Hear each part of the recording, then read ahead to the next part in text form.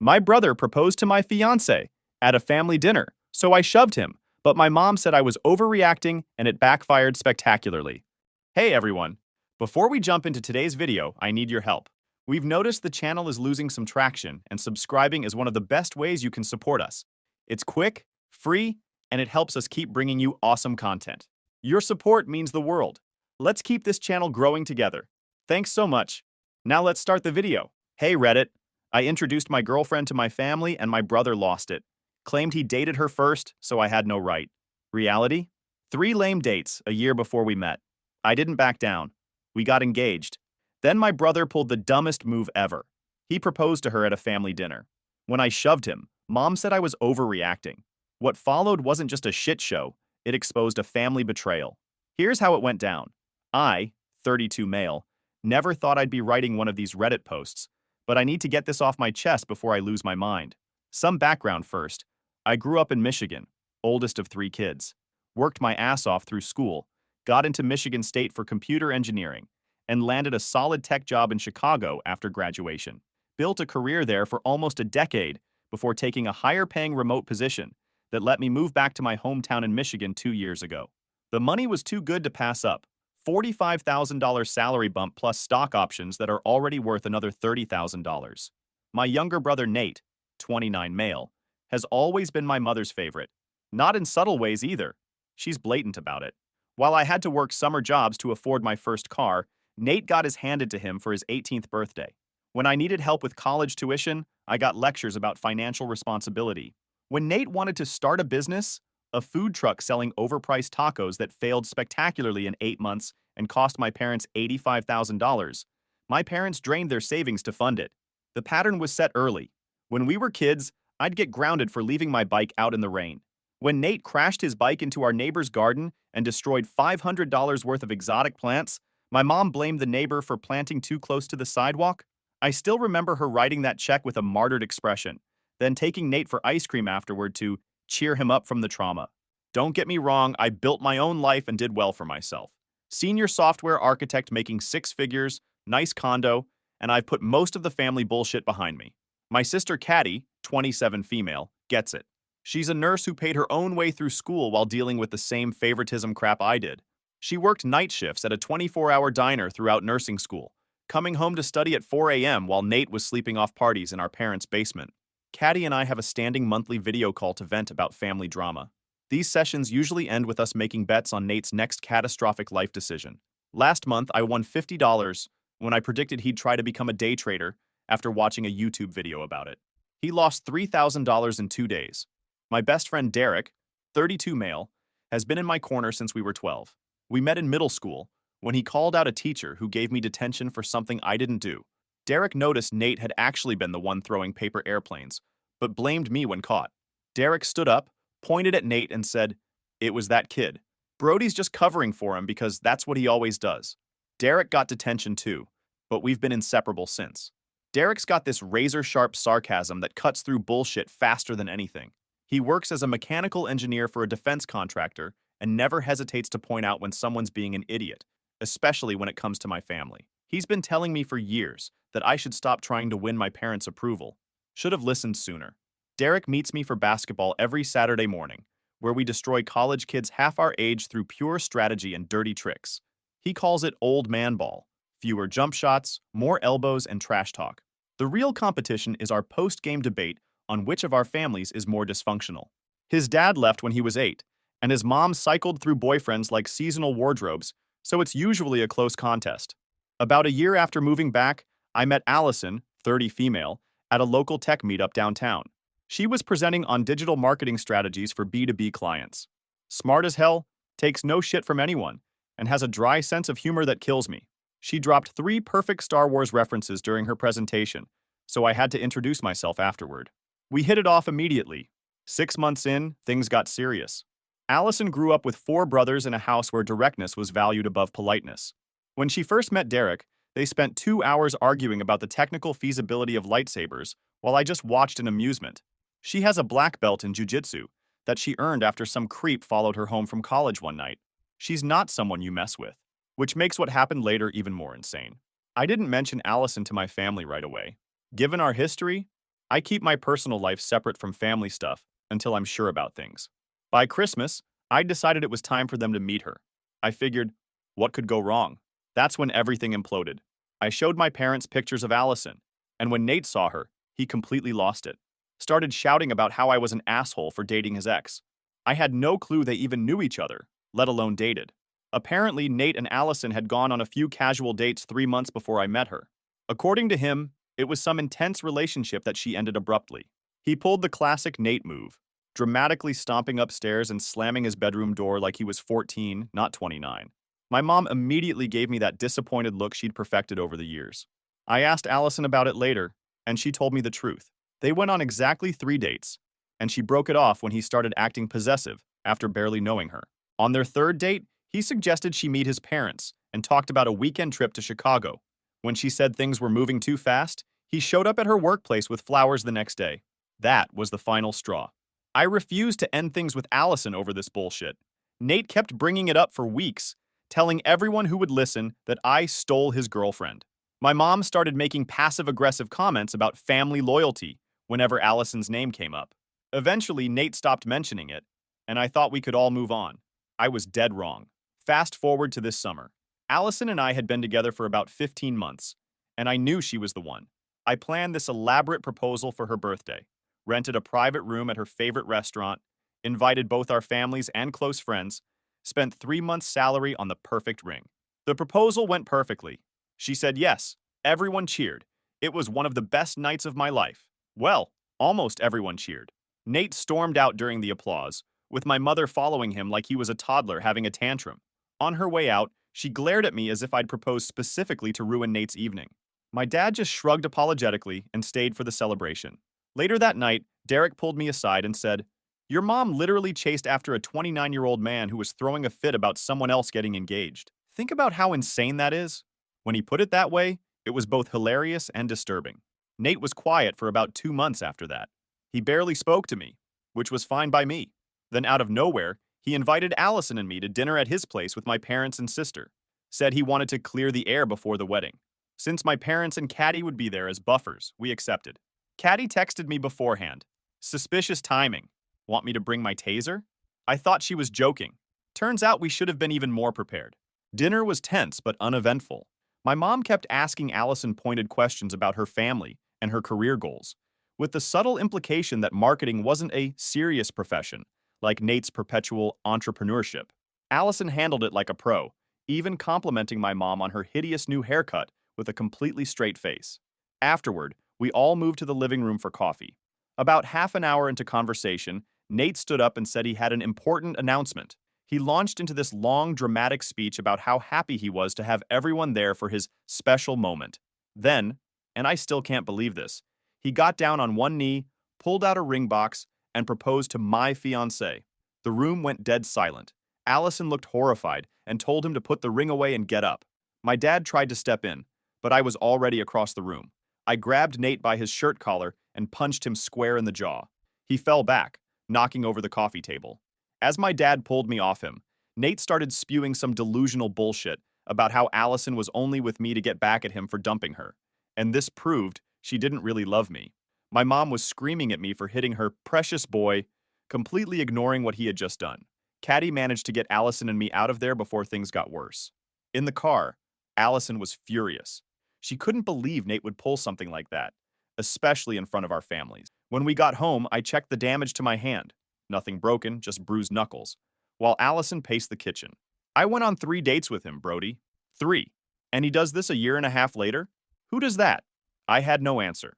Logic doesn't apply to Nate's world. It's been a week since then, and I'm still seeing red. My parents have been blowing up my phone, mostly defending Nate and saying I overreacted. My mom even had the audacity to suggest I apologize to him for punching him. "He's sensitive and was just expressing his feelings," she texted. "Violence is never the answer." I texted back, "Neither is proposing to your brother's fiancée." I finally decided to confront Nate directly. I called him and insisted Allison be present for the conversation. He surprisingly agreed, and we met at my place the following weekend. When Nate arrived, he looked like shit. He sat silently for a few minutes before I broke the ice by asking him to explain himself. "Look, it's not what you think," he started. "I was trying to prove a point. What point could possibly justify proposing to my fiancée? I demanded. He explained that he'd been talking to his buddy Craig about Allison and me. Craig had put it in his head that Allison only started dating me as revenge for Nate rejecting her. They cooked up this test to see if she would leave me for Nate when given the chance. If you're wondering who Craig is, he's Nate's equally delusional friend from college. He's the guy who convinced Nate that cryptocurrency was a guaranteed investment right before the market crashed. He's also the marketing expert who designed the logo for Nate's food truck, a cartoon taco that looked disturbingly anatomical. Their combined IQ barely reaches room temperature. Craig said if she was using you to get back at me, she'd either say yes to my proposal or at least be flattered by it, Nate explained. The fact that she was disgusted proves she might actually love you. Allison was livid. So you humiliated all of us to prove a point? You realize how insane that is, right? Nate shrugged. I had to know for sure. Craig said, Craig's a 30-year-old who lives in his mom's basement, I interrupted. Maybe don't take relationship advice from him. The conversation went downhill from there. Nate maintained that he was justified in his actions because bros before hoes. His actual words. He said if the situation were reversed, he would have respected the code and backed off. I knew that was complete bullshit. Before leaving, Nate declared he wouldn't attend our wedding. I can't support this marriage knowing I had her first. 3 dates isn't having someone first, you idiot, I told him. And don't worry, your invitation was already in the shredder. After he left, I called my parents to explain what happened. My dad seemed to understand the situation, but my mom was still making excuses for Nate's behavior, calling it a misunderstanding and suggesting we were being too harsh on him. He's always been sensitive, she said, and he really liked Allison. You should have checked with him before you started dating her. We went on 3 dates a year and a half ago, Allison said loud enough for my mom to hear over the phone. I barely knew him. My mom hung up after that. Caddy called later to say she was fully on our side and thought Nate's behavior was inexcusable. I've been saying it for years. Mom created a monster. Good luck getting her to see it, though. For now, I decided to go low contact with Nate and my parents.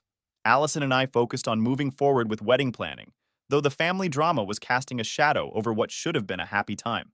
That weekend, Derek came over with pizza and his PlayStation.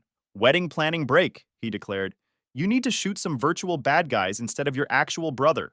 He wasn't wrong. About a month later, the situation exploded again at my sister Caddy's promotion celebration dinner. My parents hosted it at their house, and Nate was conveniently busy that evening. Caddy had recently been promoted to charge nurse in the ER. During dinner, Caddy mentioned her upcoming trip to Europe, and then casually said, Brody, I know Nate's uninvited from your wedding, but you'd be cool with him coming to my birthday party next month, right? I laughed it off and told her it was her party, her guest list. My mom, who had been silently fuming all night, suddenly snapped. Is Nate really still uninvited to your wedding? I thought you were just being dramatic. I confirmed that yes, he was still uninvited. She started ranting about how I was being childish and holding grudges. I reminded her that Nate and I had mutually agreed he wouldn't attend. She accused me of trying to divide the family and said I was jealous of Nate's charisma. What charisma? The guy wears graphic tees with crypto slogans and hasn't had a real job since college. His idea of witty conversation is quoting Joe Rogan podcasts. But in my mom's eyes, he's George Clooney, and Elon Musk rolled into one. I bit my tongue and told her this wasn't the time or place to discuss it. We were there to celebrate Caddy. My mom stormed off to the kitchen, and the rest of the night was awkwardly silent. My dad tried to salvage the evening by asking Caddy detailed questions about her new role, but the damage was done. 3 days later, my mom showed up at my house unannounced. Allison was working from home, and I had just gotten back from a meeting. Mom barged in without waiting for an invitation and demanded we settle this Nate situation once and for all. She launched into a bizarre lecture about how I should be secure enough in my relationship not to worry about Nate's harmless prank, her words for the proposal. She said uninviting him was cruel and petty, and that I needed to be the bigger person. I told her again that Nate and I had both agreed he shouldn't come. If she had an issue with it, she should talk to him. This led to a shouting match where she finally dropped the bomb. If Nate's not welcome, then I'm not coming either. That's your choice, I replied calmly. I'm not going to beg you to be at my wedding. She looked shocked, like she expected me to cave immediately. You would really be okay with your mother missing your wedding? Wouldn't be the first important event of mine you've missed because of Nate, would it? That hit home. She'd skipped my college graduation because Nate had a minor cold. She missed my first professional award ceremony because it was the same night as Nate's community theater performance. He played tree number 3 and had no lines. She called me cruel and stormed out. Within hours, my phone was blowing up with texts and calls from her side of the family. Aunts, uncles, cousins, all telling me I was being unreasonable and needed to respect my mother. My dad called privately later that evening. Son, I think your mother is wrong on this one. Nate was out of line, and actions have consequences. I'll be at your wedding regardless of what she decides. This was the first time my dad had openly disagreed with my mom about Nate. I was genuinely surprised. Maybe he was finally growing a spine after 35 years of marriage. Meanwhile, Nate started posting cryptic social media updates about family betrayal, and blood means nothing anymore. My mom commented supportive things on all his posts, further fueling the drama. He even created a public playlist called Songs for Traitors that was mostly whiny emo tracks from 2005. Allison was caught in the middle. My mom had been texting her directly, trying to guilt her into convincing me to change my mind. When Allison didn't respond, my mom started spreading rumors that Allison was controlling me and turning me against my family. For now, most of my mom's family was boycotting the wedding, while my dad's side was still planning to attend. Caddy reaffirmed she was coming regardless of the drama. We decided to downsize the wedding since our guest list had been nearly cut in half. The silver lining? We saved almost $15,000 on the venue and catering, which we put toward a nicer honeymoon in New Zealand. 2 weeks after the wedding boycott began, my mom showed up at our house unannounced again.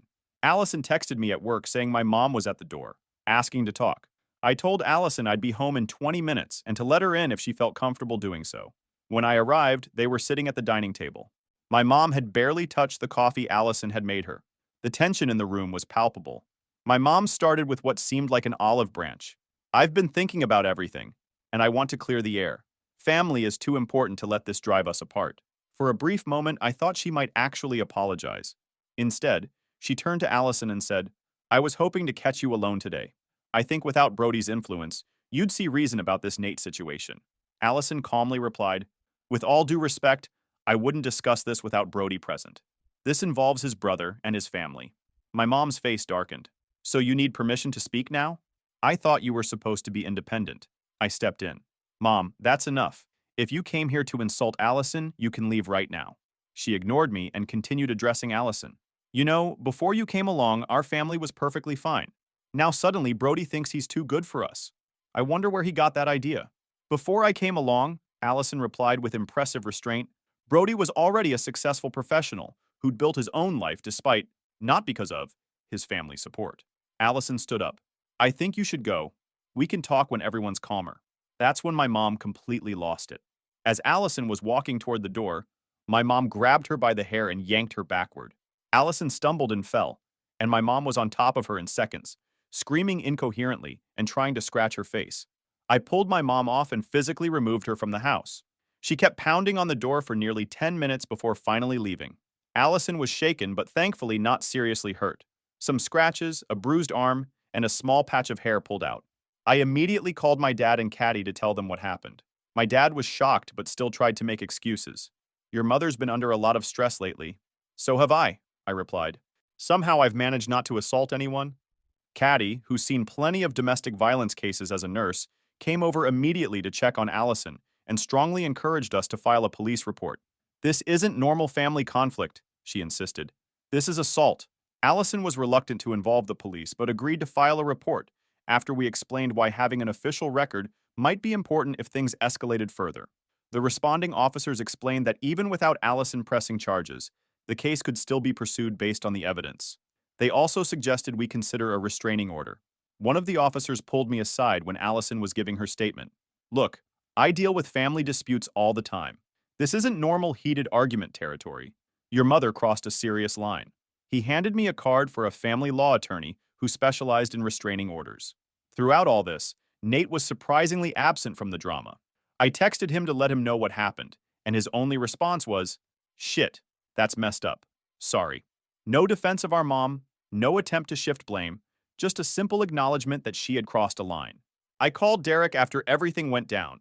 He drove over with food from our favorite burger joint and listened to the whole story. After I finished, he just shook his head. Dude, I've been telling you for 15 years your mom's nuts. Maybe now you'll actually believe me. He helped me draft a no-contact email to my mother. The email was short and to the point. After your physical attack on Allison, I'm cutting contact. Do not come to our home. Do not contact us by phone, email, or through third parties. Any future communication will be through our attorney. This is non-negotiable. I blocked my mom on every platform and told my dad I wouldn't be speaking to her again until she got professional help and offered a genuine apology to Allison.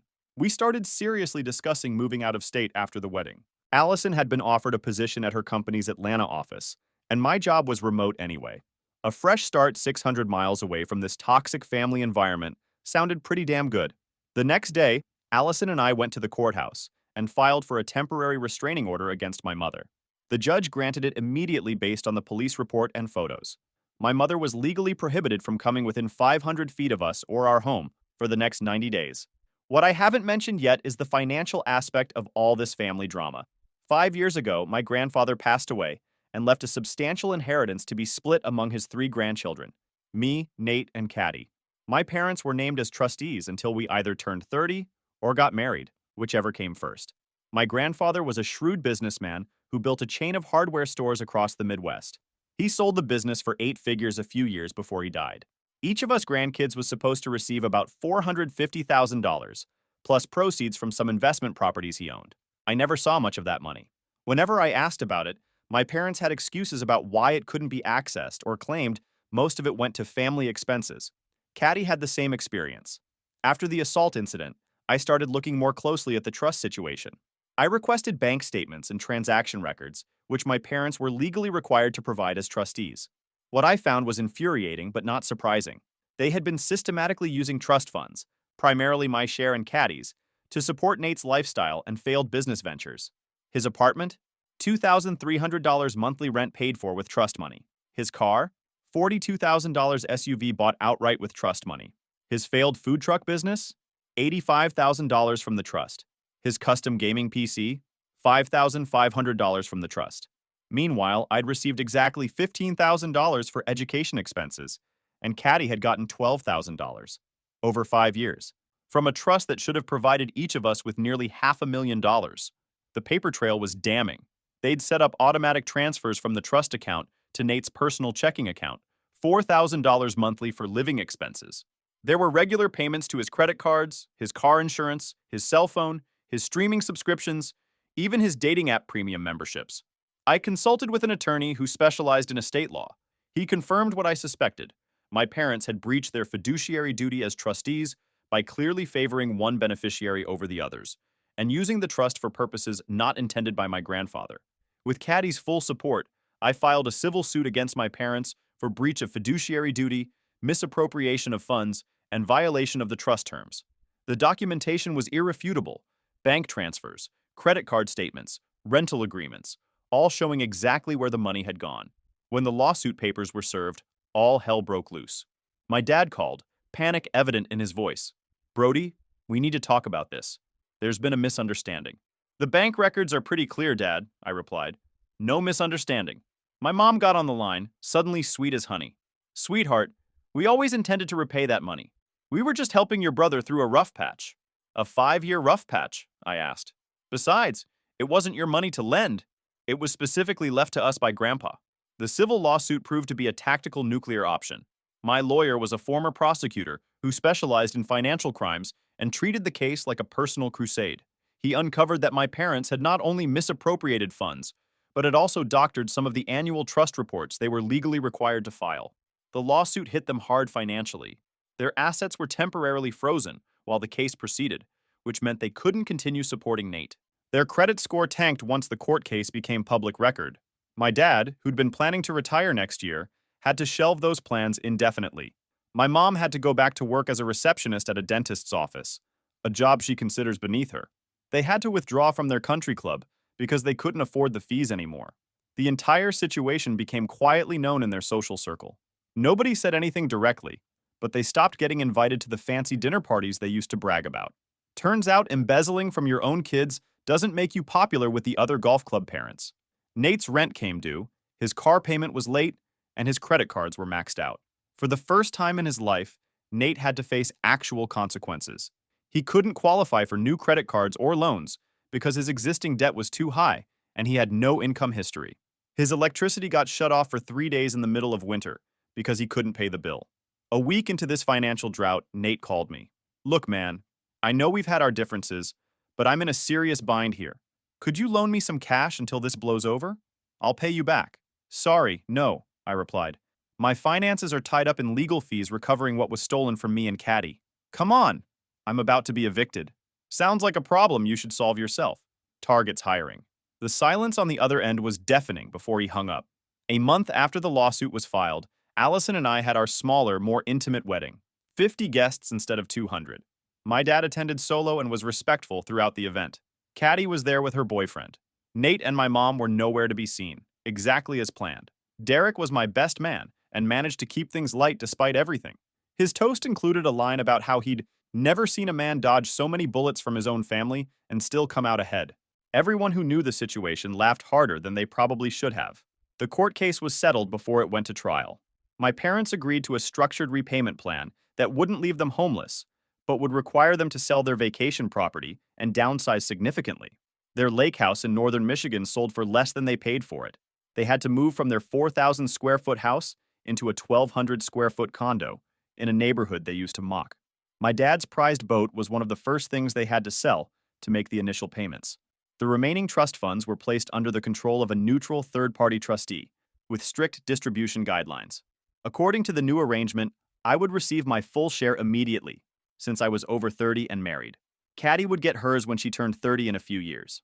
Nate's portion would remain in trust until he either turned 30 or showed proof of legitimate employment for at least 12 consecutive months. Nate was furious when he found out he wouldn't have immediate access to his share of the inheritance. That money is rightfully mine, he texted me. 1/3 of it is, I replied. And you'll get it according to the original terms of Grandpa's will, for education, legitimate business plans with oversight, or when you turn 30.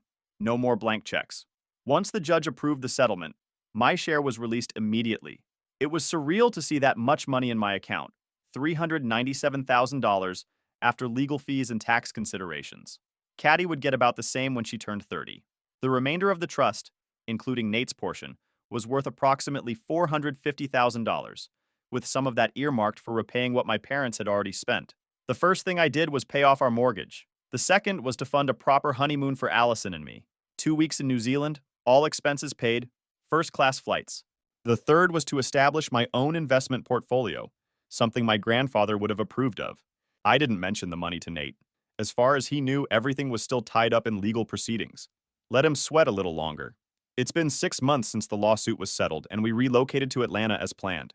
She's thriving in her new position, and I've been promoted to lead architect at my company. We bought a house in a nice suburb and are finally enjoying some peace and quiet. Our new place is everything we wanted. 4 bedrooms, finished basement, backyard big enough for a dog. We adopted a German Shepherd mix from the local shelter and named him Rocket. He's smart as hell and already knows a dozen commands. Allison jokes that he listens better than any of my family members ever did. My parents have been sending emails and texts almost daily, alternating between apologies, updates on their progress with Nate, and not-so-subtle hints that they'd love to visit Atlanta sometime. I respond occasionally but maintain firm boundaries. We had to renew the restraining order once before our move, but we didn't since we're now states away. My dad calls once a month, usually to update me on their finances, tight but manageable, and his therapy progress, slow but steady. He's learning to recognize his enabling patterns and working on setting boundaries with my mom and Nate. The most surprising development has been Nate. With his financial safety net gone, he finally got a job at a local tech store. According to Caddy, who still talks to him occasionally, he's actually sticking with it.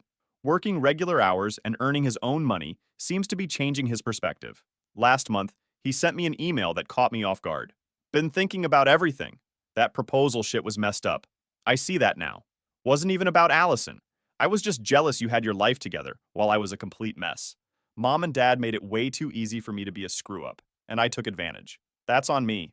Not asking for forgiveness. Just wanted you to know things look different when you're not living in fantasy land. Working actual hours for actual paychecks has been eye-opening. Tell Allison I'm sorry for being a dick. You guys didn't deserve any of that. I didn't respond immediately. I needed time to process it. After discussing it with Allison, I sent a brief reply. Thanks for the apology. It means something. Good luck with the job. Last week, I received a package from my hometown. Inside was a check for $500 with a note. First installment on what I owe you. Not much, but it's a start. N. The amount was laughable compared to what had been taken from my trust, But the gesture wasn't lost on me. It was the first time in his life Nate had actually taken responsibility for anything. My mom still doesn't get it. Her latest email included the line, "I don't understand why you're still punishing us when Nate has clearly moved on." She doesn't realize this was never about punishment. It was about accountability. She continues sending passive-aggressive emails. Last month, she sent a long email about how everyone makes mistakes and how real families forgive each other. I forwarded it to Derek, who replied with a single gif of a man playing the world's smallest violin. My dad seems to be slowly coming around. He started therapy and recently sent me an email acknowledging his role in enabling Nate and neglecting me and Caddy. "I was a coward," he wrote. "It was easier to give in to your mother and Nate than to stand up for what was right. I failed you as a father, and I'm trying to be better." Caddy visits us in Atlanta every few months. She's engaged now and planning a destination wedding in Hawaii next year. She's invited Nate, but not our parents. Her choice, and I respect it. She and her fiancé, a pediatric surgeon she met at the hospital, are looking at houses near us in Atlanta. The idea of having my sister close by again feels like getting back something I lost years ago. The inheritance from my grandfather has changed our financial landscape completely. Allison and I have set up college funds for our future kids and invested in a vacation property in the North Carolina mountains. We're careful with the money, no luxury cars or designer clothes, but it's a tremendous relief to have that financial cushion. As for me and Allison, we're doing better than ever. The distance from my family drama has been healing for both of us. We're talking about starting a family soon, on our terms, in our peaceful new life. Derek comes down to visit about once a month. He got a job that requires traveling to the Southeast regularly and always makes time to crash at our place. He and Allison get along great, mainly because they both enjoy giving me shit. Last time he was over, he looked around our new house, nodded approvingly, and said, "You know what the best part of this place is? It's too far for your mom to drop by unannounced." He's not wrong. Sometimes I think about how that insane proposal at Nate's apartment set off this chain of events that ultimately led to everyone in my family facing reality for the first time. My mom lost her control, my dad found his spine, Nate got a dose of real life, and I finally stopped seeking approval from people who were never going to give it freely. It wasn't the path I expected, but I'm finally free of the bullshit. And that's worth more than any inheritance.